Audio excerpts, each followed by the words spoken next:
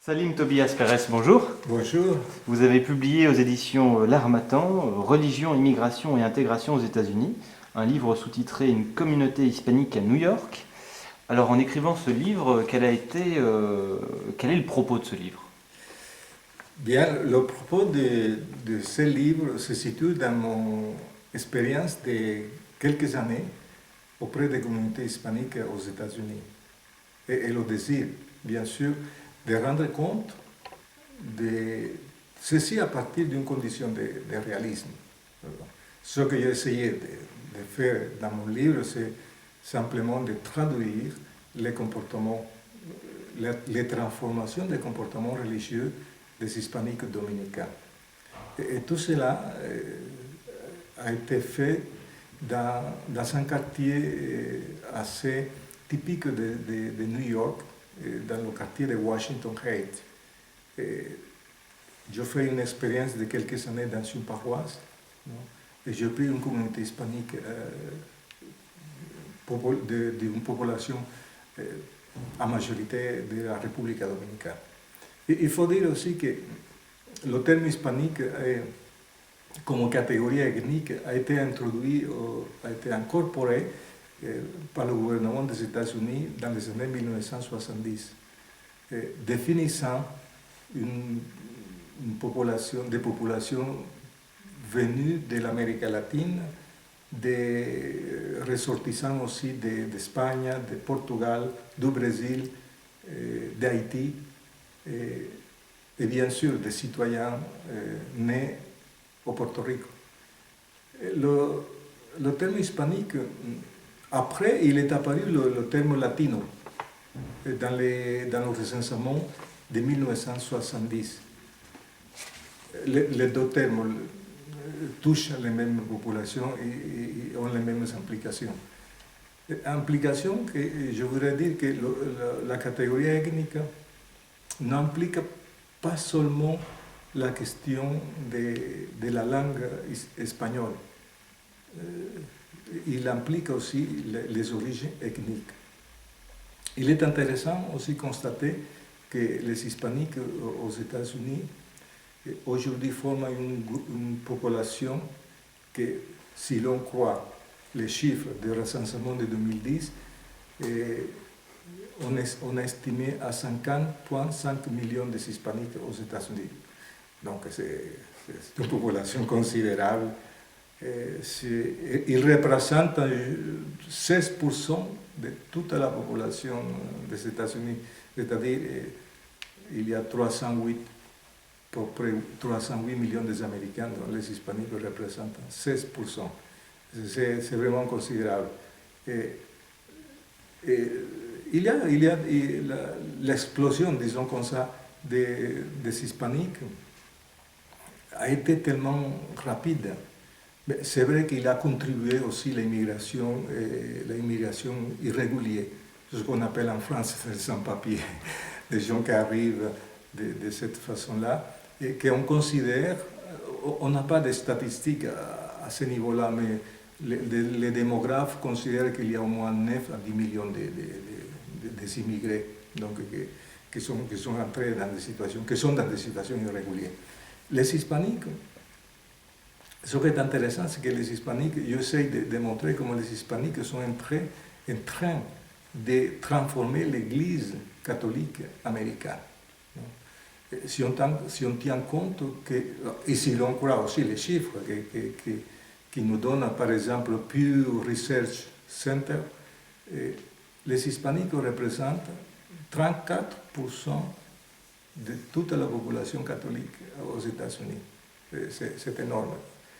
C'est énorme si on tient compte aussi que les États-Unis, par nature, n'est pas un pays catholique. Non? Et l'Église s'est intéressée pour ces catholiques.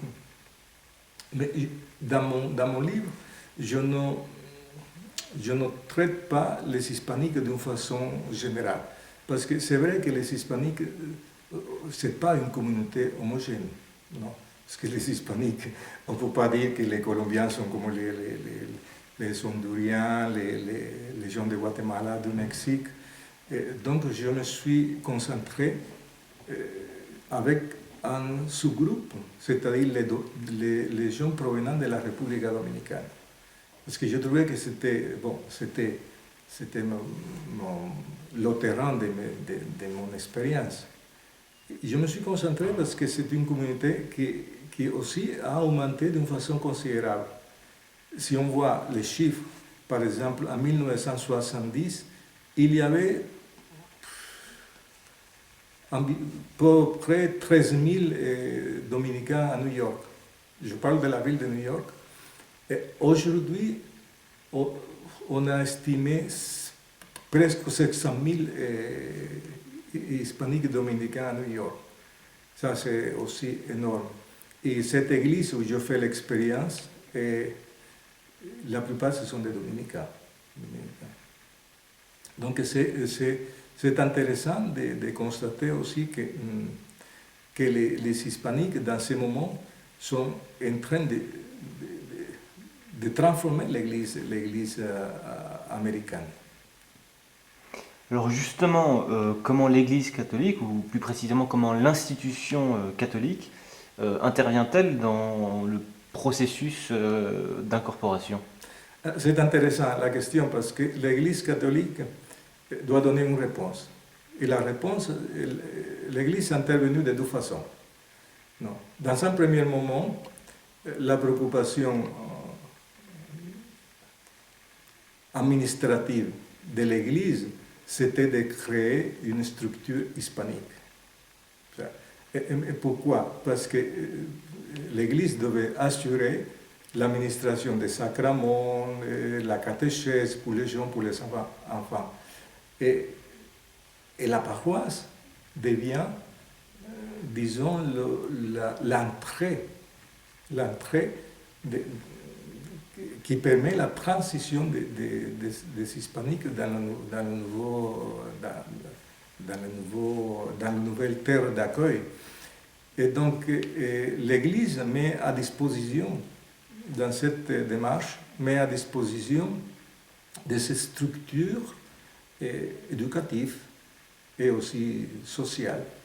Donc, ça permet aux hispaniques, par exemple, d'apprendre l'anglais, non? De faire des cours d'intégration, non? D'interpréter, par exemple, les codes de la culture américaine, mais enfin, de ne pas se perdre dans l'administration new-yorkaise, que c'est assez compliqué. Et voilà, ça c'est un premier moment. Dans un deuxième moment, l'Église met en pratique le processus d'enculturation. Enculturation, c'est un mot un peu que s'est inventé l'Église, c'est plutôt théologique, ça correspond à la même chose qu'acculturation. C'est-à-dire un processus d'enculturation de la religiosité populaire des Dominicains, qui est une religiosité qui est fondée, non, qui est enracinée dans la ruralité et qui est porteuse d'un héritage du colonialisme espagnol baroque. Donc ça, dans un deuxième moment, on essaye de transformer, de modifier un peu ces religiosités populaires. Et donc, c'est une religiosité populaire assez qui se fusionne avec des pratiques des Indiens, des pratiques de l'esclavage, des pratiques des religions africaines.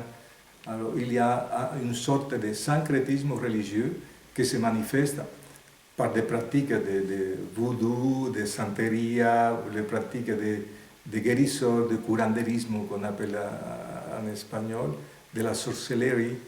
et que peu à peu, l'Église essaye de modifier. Alors du coup, est-ce que les immigrants restent fidèles à leur catholicisme d'origine? Mais voilà, ça c'est la question intéressante dans mon livre, parce que, comme je vous avais dit, j'essaie de traduire les transformations des trois générations. Alors, bien sûr, il faut dire, la première génération reste un peu avec ses pratiques de religiosité populaire, non? Mais quand ils sont avec le contact, avec les prêtres, qui ne sont pas celui de la République dominicaine, avec des prêtres américains ou des prêtres hispaniques, mais qui sont, ça fait longtemps qu'ils travaillent aux États-Unis, toutes ces pratiques s'atténuent. Ça conduit à une atténuation de ces pratiques dans la première génération. Et progressivement, ça change beaucoup. Et puis, il y a la deuxième génération. Mais on sait bien que c'est le conflit toujours de la deuxième génération que d'une partie, ils sont éduqués dans les écoles américaines et d'autre partie, ils reçoivent une éducation en famille. Alors, il y a ces conflits aussi générationnels et culturels, parce que dans l'école, ils parlent anglais, dans la famille, ils parlent espagnol. Et puis, c'est vrai que du point de vue religieux, ça reste un peu des pratiques qui sont apprises de leurs parents. Mais ça se modifie rapidement. Ça se modifie rapidement parce que l'intérêt, l'univers de la deuxième génération, c'est pas l'univers général. C'est un univers, la paroisse devient un moment de transition.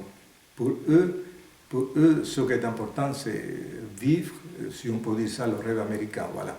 Trouver un travail, s'éduquer et s'intégrer dans la société américaine. Et puis la troisième génération, il se perd complètement.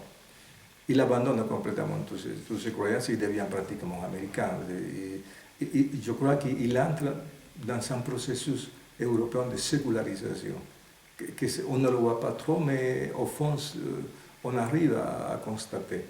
Et il devient américain. Bon, la plupart des fois abandonnent même l'espagnol.